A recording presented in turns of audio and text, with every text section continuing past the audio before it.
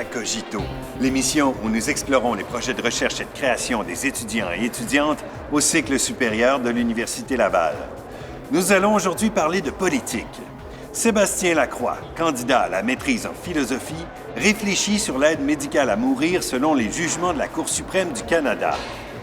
Nous parlerons aussi de la présence du multiculturalisme dans les discours et les politiques et dans les lois en Grande-Bretagne au cours des 15 dernières années avec Félix Mathieu, étudiant à la maîtrise en sciences politiques. Mais d'abord, rencontrons un étudiant à la maîtrise en affaires publiques, Benoît Béchard, qui se trouve à l'édifice Marie-Guyard, le complexe G, pour réfléchir sur les liens entre les hauts fonctionnaires et les ministres dans le système politique québécois. Ma recherche porte principalement sur la transmission stratégique de l'information entre les hauts fonctionnaires de l'État québécois, sous-ministre, sous-ministre adjoint, et le cabinet politique, c'est-à-dire le ou la ministre qui est élu, mais aussi tout son personnel qui va l'entourer, c'est-à-dire les attachés politiques, les conseillers politiques aussi, et les directeurs de cabinet. Mon intérêt particulier pour cette question-là m'est apparu justement dans le cadre d'une expérience sensible que j'ai vécue. Donc, à titre d'attaché politique, dans le précédent gouvernement, j'ai expérimenté certains processus, par exemple des relations de proximité avec les hauts fonctionnaires, les sous-ministres adjoints. Et puis, ça m'a amené à me questionner sur le rapport de force qu'il peut y avoir, qui peut exister entre les hauts fonctionnaires et entre le politique. Et donc, dans cette perspective-là, j'ai voulu vérifier, en fait, plus précisément, s'il y avait bel et bien un rapport stratégique à l'intérieur de ces relations-là. J'ai senti qu'il y avait véritablement en bon québécois, une game qui peut se jouer. Et c'est dans ce cadre-là que j'ai décidé de pousser un peu plus mes recherches dans cette dimension-là, qui est la stratégie de l'information. Alors, quand on est attaché politique, on reçoit, par exemple, des documents. Et puis, ces documents-là, en général, sont demandés ou, du moins, ont un lien avec les grandes orientations ministérielles mises de l'avant par le ou la ministre. Et moi, dans mon expérience, j'ai remarqué que certaines de ces pochettes-là ne sont pas toujours demandées. Et dans cette perspective-là, on se questionne, évidemment, on compare le contenu de ces pochettes-là avec nos grandes orientations ministérielles et on se rend compte que la plupart du temps, ces pochettes-là ne représentent pas toujours justement les grandes orientations que le ou la ministre a pu mettre de l'avant durant son mandat. Le gouvernement, le fonctionnariat puis l'administration publique ne meurent pas entre deux élections. Hein. Elle survit quand même, elle continue à s'auto-alimenter, si on veut. La littérature dans ce champ-là, dans la transmission stratégique de l'information, est principalement théorique. Donc, elle n'est pas basée sur une approche empirique, c'est-à-dire de collecte et d'analyse de données sur le terrain. Ce paramètre humain et vivant est un peu mis à l'écart lorsqu'on entend parler de théorie de la transmission stratégique de l'information. On peut y aller avec l'explication peut-être classique là, du fait qu'il y a beaucoup d'études qui ressortent du contexte américain, le contexte académique américain qui est très, très large, qui est très prolifique aussi. Le contexte québécois ne s'est pas intéressé du tout à ça, à cette notion-là de transmission stratégique, même si on n'a pas un modèle qui se colle à 100 % au modèle américain. Nécessairement, notre modèle administratif ici, au gouvernemental, au Québec, est probablement sujet, du moins, à des relations de proximité entre les hauts fonctionnaires et le politique. Ça, c'est sûr. J'ai fait des emprunts à la psychologie, un intérêt particulier que j'ai développé dans les dernières années. La psychologie et, d'un autre côté, la science politique. Donc, j'ai tenté de faire un amalgame de ça pour bâtir un cadre théorique qui est beaucoup plus représentatif de la complexité de l'individu humain. Mon cadre théorique se fonde sur une théorie beaucoup plus généralisante, si on veut, d'un sociologue français qui s'appelait Raymond Boudon, théorie générale de la rationalité, qui, à l'intérieur, ne parle pas simplement du but qu'on voudrait atteindre, mais aussi qui inclut le contexte, les croyances, les valeurs d'un individu dans son jugement. Et si on prend ça comme un ensemble, contexte, croyances et valeurs, et qu'on veut le définir, cet ensemble-là, on en arrive à une définition psychologique dans mon cadre de recherche. On devient un petit peu plus près du raisonnement humain ou de la cognition humaine, avec une interprétation à l'intérieur de l'esprit du fonctionnaire ou du politique qui est basée sur des schémas fondamentaux, des schémas intermédiaires et des schémas superficiels. Les schémas fondamentaux sont des dogmes, des règles rigides qu'on se donne, qu'on qu'on a empruntées au fur et à mesure où on a grandi, etc. Les schémas intermédiaires sont des réactions spontanées ou des réactions stéréotypées qu'on ne pense pas nécessairement, mais qu'on a de façon automatique, si on veut. Et finalement, le superficiel, c'est le niveau, je dirais, de raisonnement chez l'être humain qui fait le lien entre l'inconscient, le fondamental et l'intermédiaire, au conscient, ou à ce qu'on est capable de penser dans la seconde pour prendre une décision, pour transmettre de l'information, pour communiquer de l'information. Fait que j'ai tenté d'avoir un cadre théorique un peu plus coloré que ce qui se fait traditionnellement.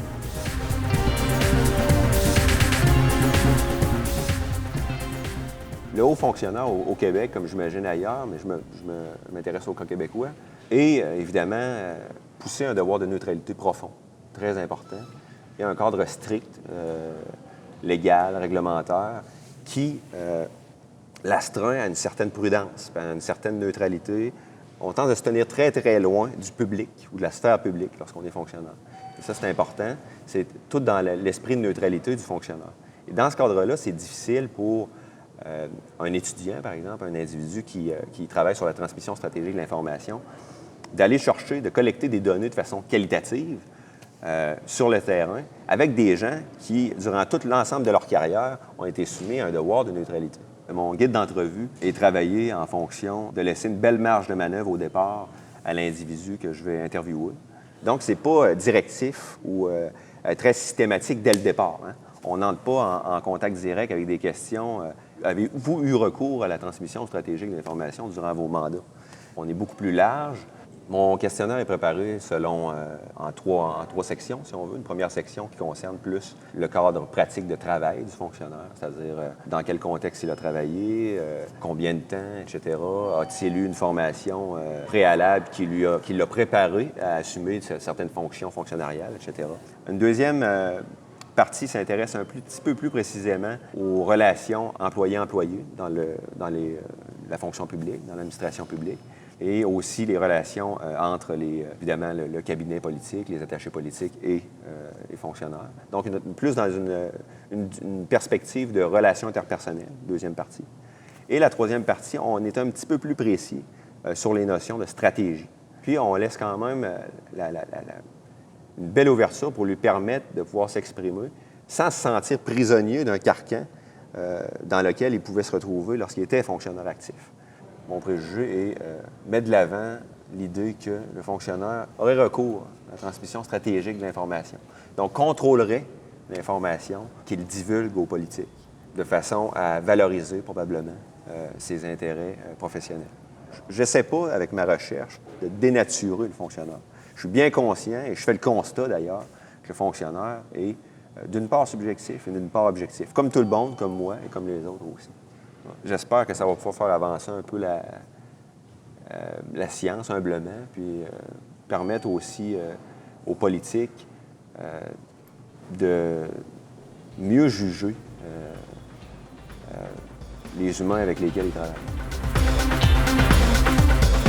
Nous quittons le Québec pour nous intéresser à la Grande-Bretagne, là où l'ouverture au multiculturalisme était très présente au début des années 2000 dans le discours politique. Cette notion de multiculturalisme a cependant disparu des discours lorsque David Cameron a pris le pouvoir à la tête d'une coalition menée par le Parti conservateur. Y a-t-il eu pour autant un changement signifiant dans les lois et les politiques? C'est ce que nous allons découvrir avec Félix Mathieu, étudiant à la maîtrise en sciences politiques. Mes recherches, en ce qui a trait à mon mémoire de maîtrise, portent essentiellement sur les débats qui touchent au multiculturalisme de manière générale, et plus spécifiquement par rapport aux débats qui touchent au multiculturalisme et à la citoyenneté en Grande-Bretagne entre 2000 et 2015. D'abord, c'est de procéder à une certaine clarification conceptuelle, c'est-à-dire de démêler l'objet du multiculturalisme, par exemple sur son plan tant théorique normatif que pratique ou institutionnel. Et d'autre part, c'est vraiment de faire l'observation de manière systématique et empirique de l'état et de l'évolution des politiques publiques en matière de multiculturalisme en Grande-Bretagne entre 2000 et 2015. Lorsqu'on aborde le multiculturalisme en Grande-Bretagne par rapport aux forces politiques actives, il y a essentiellement 3 acteurs qui nous intéressent, qui sont les 3 partis politiques qui vont avoir exercé, incarné le pouvoir en Grande-Bretagne entre 2000 et 2015. D'abord, il y a les Travaillistes, un parti de centre-gauche qui est, on peut dire, plutôt favorable à l'expression du multiculturalisme de manière générale, bien qu'il va l'avoir critiqué au fil des années. Les travaillistes vont avoir été au pouvoir entre 1997 et 2010. Ensuite de cela, il y a les conservateurs, le Parti conservateur, un parti de centre-droit plutôt défavorable, quant à lui, à l'expression du multiculturalisme. Il va avoir formé le gouvernement entre 2010 et 2015 en faisant coalition avec les libéraux-démocrates. Donc, la troisième force politique sont les libéraux-démocrates. C'est vraiment un parti qui est au centre de l'échiquier politique idéologique, qui donc va avoir fait coalition avec les conservateurs pour gouverner entre 2010 et 2015. Qu'est-ce que le pluralisme? Ce sont des modèles de gestion de la diversité ethnoculturelle qui, d'abord, vont rejeter l'entreprise de l'assimilation, de l'absorption des minorités ethnoculturelles à une identité unique. L'interculturalisme, comme le multiculturalisme en tant que pluralisme, vont essentiellement travailler autour de 2 objectifs qui sont centraux, fondamentaux pour eux. Le premier objectif est celui du devoir de reconnaissance, c'est-à-dire qu'on reconnaît aux individus qu'ils sont porteurs d'identités multiples et qu'une identité, celle nationale par exemple, n'a pas à prévaloir sur toutes les autres, à les écraser.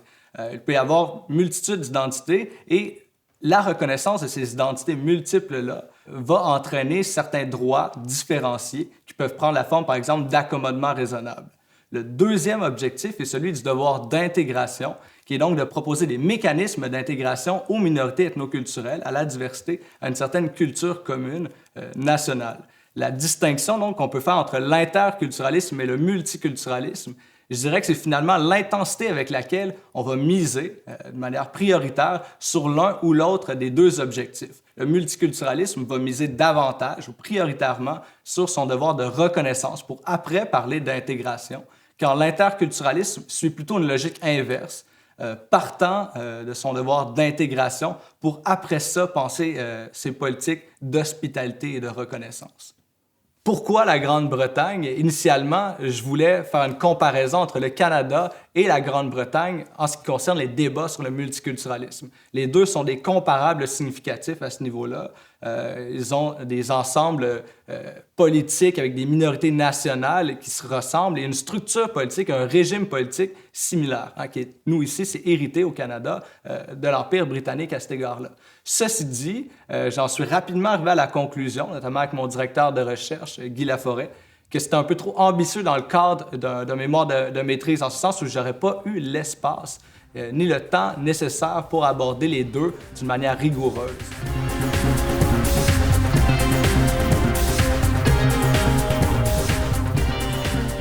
Le multiculturalisme, son premier niveau conceptuel, est celui de l'appréciation factuelle de la diversité ethnoculturelle. Je propose plutôt que de l'appeler multiculturalisme, pour éviter la confusion, d'appeler cela la diversité ethnoculturelle. Deuxième niveau théorique, conceptuel, c'est celui du multiculturalisme comme pluralisme, c'est-à-dire comme théorie politique, comme théorie normative. Donc, c'est vraiment ces projets, ces systèmes d'idées qui pensent comment gérer la diversité ethnoculturelle. Enfin, le troisième niveau, qui est celui des politiques publiques, le multiculturalisme comme aménagement institutionnel politique. L'appréciation du multiculturalisme au niveau des discours gouvernementaux va avoir énormément évolué, une variation considérable entre l'arrivée au pouvoir des travaillistes en 1997 et la fin du mandat des conservateurs libéraux entre 2010 et 2015. À ce niveau-là, les travaillistes en 1997 vont s'être fait élire majoritaires au Parlement, notamment en mettant en avant un discours multiculturel. Il parle de la Cool Britannia, il parle de cette Grande-Bretagne ouverte, tolérante, diversifiée. Quelques années plus tard, en 2000, ils vont mettre en œuvre l'équivalent de notre commission Bouchard-Taylor. C'est la commission avec le rapport Parekh, un philosophe politique important en Grande-Bretagne. Ils vont faire plusieurs recommandations, notamment d'adopter une politique centrale au niveau du multiculturalisme en s'inspirant notamment du cas canadien. Or, les années passent et en 2010, l'élection d'un nouveau gouvernement, une coalition conservatrice libérale menée par David Cameron, prend le relais à la Chambre des communes. David Cameron a autrement un discours, une appréciation plutôt négative au niveau du multiculturalisme. À ce niveau-là, en 2011, alors qu'il va prononcer quelques mots lors d'une importante conférence sur la sécurité internationale à Munich, aux côtés de la chancelière allemande Angela Merkel, prononce l'échec du multiculturalisme d'État en Grande-Bretagne. Or, quelle est la signification de cette déclaration-là? Premièrement, ce n'est pas au niveau du multiculturalisme comme théorie politique. L'adjectif d'État laisse entendre qu'il parle du multiculturalisme à travers son expression dans les politiques publiques. Or, si on fait l'observation systématique et empirique de l'évolution des politiques publiques en matière de multiculturalisme en Grande-Bretagne entre 2000 et 2015, loin d'observer un retrait des politiques du multiculturalisme, on observe plutôt une relative stabilité où, entre 2010 et 2015 même, le multiculturalisme va se consolider dans ses appareils institutionnels et politiques en termes de politique publique. On tend à présenter les politiques d'intégration et les politiques du multiculturalisme comme un jeu à somme nulle. On présente que si on met en œuvre des politiques d'intégration, c'est comme si le multiculturalisme, les politiques du multiculturalisme sont nécessairement en retrait. Or, tant au niveau théorique qu'au niveau pratique, les politiques d'intégration et les politiques du multiculturalisme tendent finalement à plutôt bien cohabiter, voire à se renforcer mutuellement. Donc, à ce niveau-là, entre 2000 et 2015, on observe l'arrivée de plusieurs politiques en matière d'intégration, des tests de citoyenneté, de langue, d'intégration pour les nouveaux arrivants. Les immigrants, pour obtenir leur citoyenneté, doivent désormais, depuis un acte en 2002, prononcer l'allégeance à la Grande-Bretagne avec une cérémonie d'intronisation un peu à l'américaine. Je reprends vraiment le gabarit méthodologique de l'étude faite par Keith Benting et Will Kymlicka. C'est-à-dire qu'on va observer, est-ce que c'est possible d'avoir pour un individu une double citoyenneté? Est-ce que le pays met en place une politique centrale en matière de multiculturalisme? Est-ce que les écoles, le curriculum national, on inscrit dans ce curriculum-là une politique du multiculturalisme? Est-ce que le mandat des diffuseurs publics, par exemple, doit intégrer une certaine sensibilité à la représentation de la diversité ethnoculturelle représentative de la Grande-Bretagne? Malgré que c'est un sujet très délicat, je crois qu'on devrait autrement s'inquiéter s'il n'y avait pas de polarisation à ce niveau-là. Je crois sincèrement que la confrontation des idées, c'est ce qui nous permet d'avancer collectivement. Il nous faut une confrontation des idées et à l'inverse, s'il n'y en avait pas, il faudrait s'en inquiéter. Si on veut penser une fédération mondiale, je crois qu'on devrait miser sur l'éducation à la citoyenneté nationale pour avoir un ancrage. Les individus, à quelque part, ont besoin de repères, d'ancrage pour savoir qui ils sont, d'où ils viennent et, à quelque part, où ils s'en vont. Donc, je crois que si il y a une atténuation des frontières, ça ne doit pas se faire aux dépens des frontières identitaires qui sont importantes pour l'individu. Éloignons-nous des parlements pour visiter une autre instance majeure dans l'organisation du pays, la Cour suprême du Canada. 2 jugements contradictoires ont été prononcés concernant l'aide médicale à mourir. Un étudiant à la maîtrise en philosophie, Sébastien Lacroix, réfléchit sur ces éléments de morale qui peuvent influencer les notions de droit. Ma recherche porte sur les 2 jugements de la Cour suprême du Canada concernant l'aide médicale à mourir. Le premier de ces jugements-là, l'arrêt Rodriguez, date de 1993. À ce moment-là, à 5 contre 4, donc dans un jugement très serré, la Cour va décider de maintenir l'interdiction totale de l'aide au suicide. 22 ans plus tard, dans l'arrêt Carter, donc le 6 février 2015, la Cour, à l'unanimité, va renverser cette décision et juge maintenant que l'interdiction totale de l'aide au suicide porte atteinte aux droits et libertés des adultes capables qui désirent mettre fin à leur vie.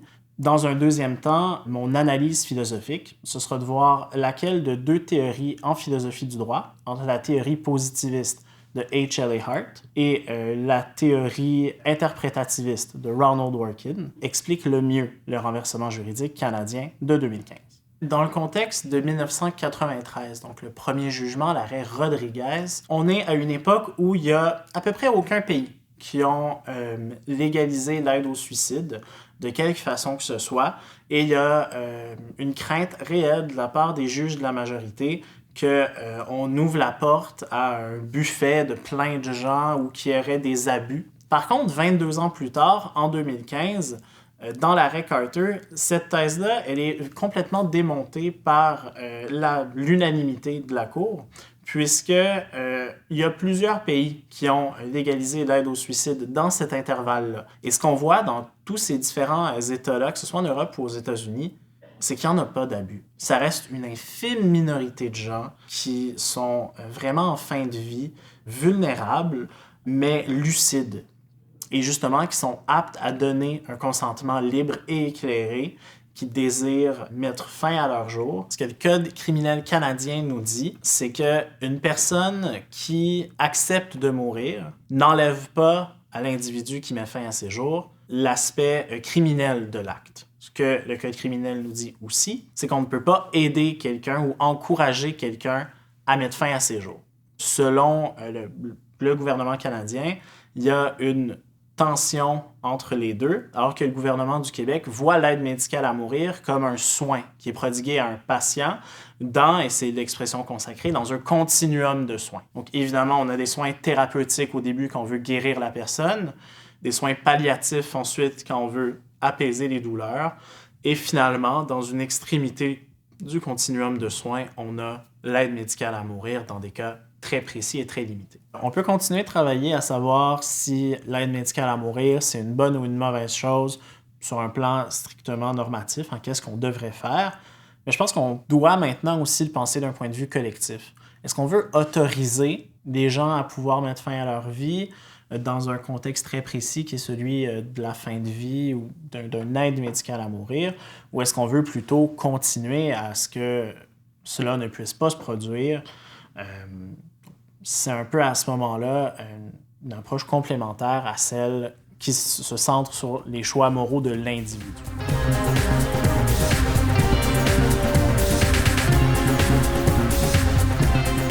H.L.A. Hart est un juriste et philosophe britannique de la deuxième moitié du 20e siècle. Son ouvrage le plus important, c'est The Concept of Law, publié en 1961. Et il fait partie de la famille des positivistes du droit.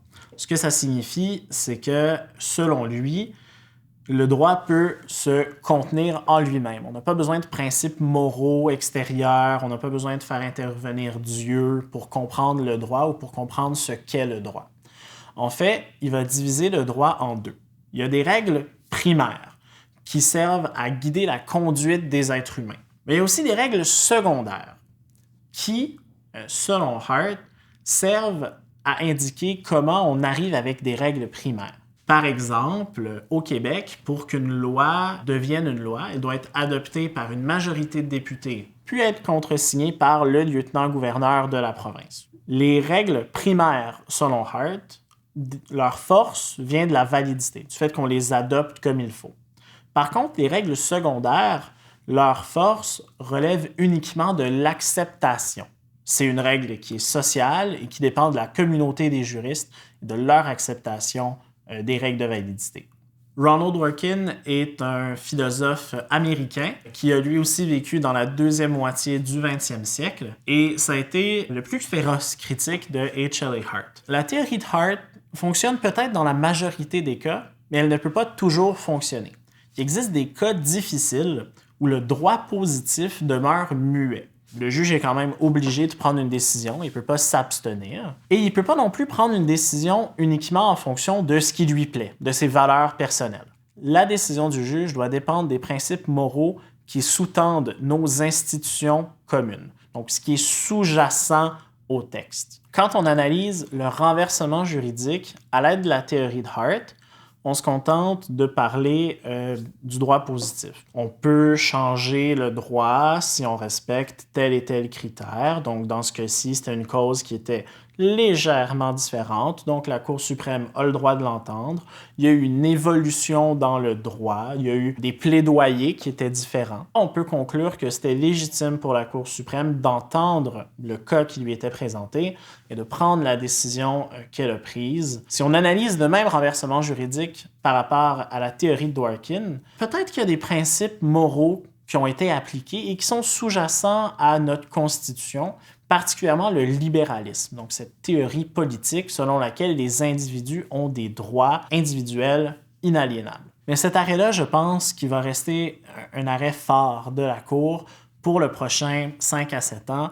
On peut s'attendre à ce qu'il n'y ait pas énormément de changements dans cette décision-là, entre autres parce que c'est un jugement unanime et aussi ce qu'on appelle un jugement anonyme. Donc, officiellement, les noms des juges n'apparaissent nulle part dans le jugement, c'est la Cour qui a écrit du jugement. C'est une façon que la Cour suprême a lorsqu'elle décide d'envoyer un message politique très fort pour dire « Voici ce que nous pensons » et ça vient de l'institution et non pas des 9 individus. C'est déjà tout pour Cogito, l'émission de vulgarisation des étudiantes et étudiants à la maîtrise et au doctorat de l'Université Laval. Veuillez noter que toutes nos émissions sont également disponibles sur le web. Merci à tous nos partenaires et collaborateurs. À bientôt.